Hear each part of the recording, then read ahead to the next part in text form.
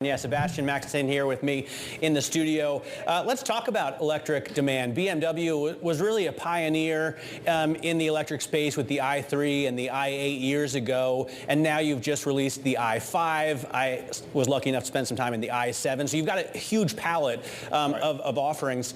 How's the demand look to you? First of all, thanks for having me, Matt. The demand is looking very strong. This is a process, I would say, where we are in, and that's not a process from 22 to 23 or from 23 to 24. This is a longer term transition, and we are very happy with the place we are. We now have 4 different vehicles which we offer in the marketplace: i4, i5, iX, and i7, so all the main segments, and we see growth in those segments, and we think we have a strong product offer which customers appreciate. One of the interesting things I saw is that you had a jump in sales for sedans and a drop in sales for SUVs. And for most car makers, I would think that's very strange, but your electric offering is, for the most part, with the excepting the iX, right? That's true. Is in the sedan space. Is that part of the reason that you're selling more, cars than trucks? That is part of which is fueling this trend. Also, our trucks are very sought after from global markets, so we always have to be a bit in a battle with other markets where the vehicles go. The i4 has been very strong this year for the full year available, and that definitely also builds on the demand on the sedan side. But the SUV segment, or in our case sports activity vehicles, SAV, stays very strong this year as well. X3, X5 and X7 mainly. And you produce all of those, mainly all of those here in Spartanburg. Is there any plan to move some of that production back to Germany? I saw recently that Mercedes, for example, is moving production of the EQS back to Germany, and I thought maybe you could do the same with the X7 and backfill it with X5 demand. There's no plan to do that. Spartanburg is our mainstay here.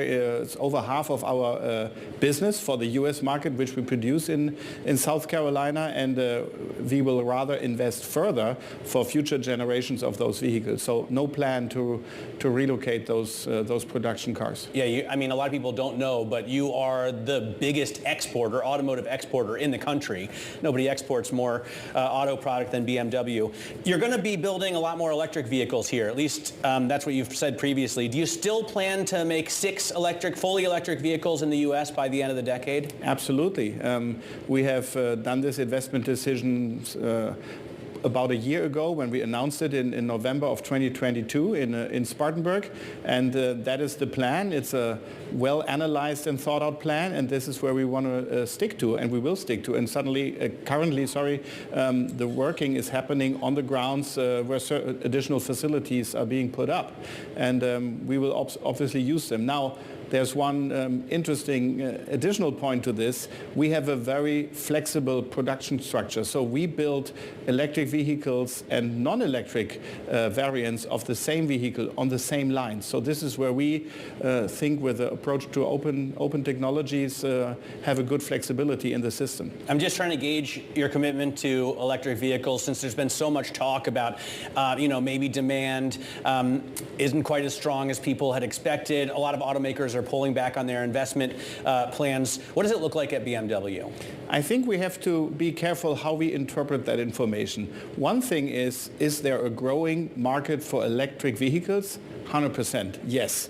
Is the growth on the exact same level as maybe some experts have estimated a year ago or 6 months ago? Maybe not. So that is, for me, I think the important part. What is the gradient of that growth? Will there be growth for battery electric vehicles? Absolutely. So you have currently like 12% of your total sales are all electric, and if you add in plug-in hybrids, you're getting towards 20. Yeah. Towards 20%. Do you expect that to continue to rise into 24, 25? Yes. We plan on a higher share of battery electric vehicle sales in 2024. I cannot talk today about those exact numbers, but definitely we see a higher share in 2024, and we think we will see an even higher share again in 2025 as well. What about the production facilities here? I mean, BMW was one of the first international,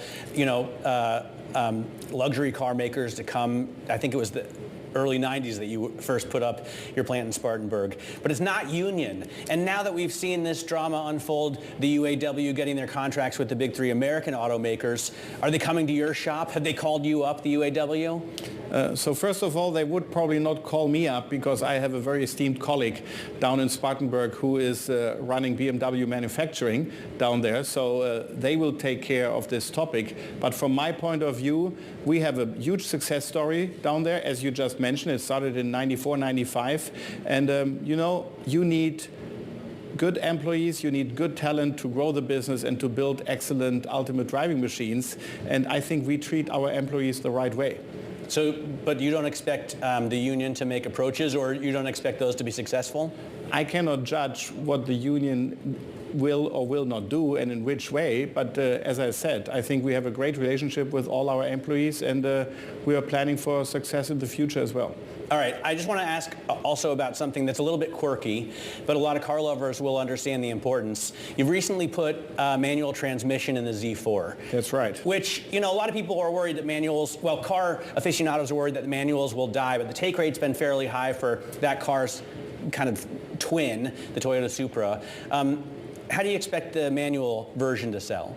From the early chatter you hear in the market, I think there will be a lot of aficionados who want to go with the manual transmission. It is still how a lot of us, at least my generation, have actually learned to drive a car, and it definitely has this additional feeling of really be in control of your car.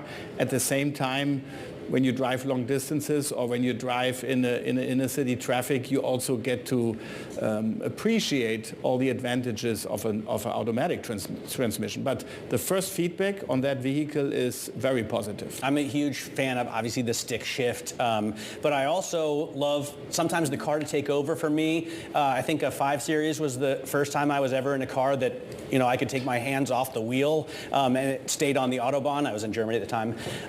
How long do you think it's going to be until we get to self-driving cars? I mean, fully automated self-driving cars. I would like to focus on what we offer today, because we don't offer that only on the Autobahn in Germany. We offer that on the highway of the United States.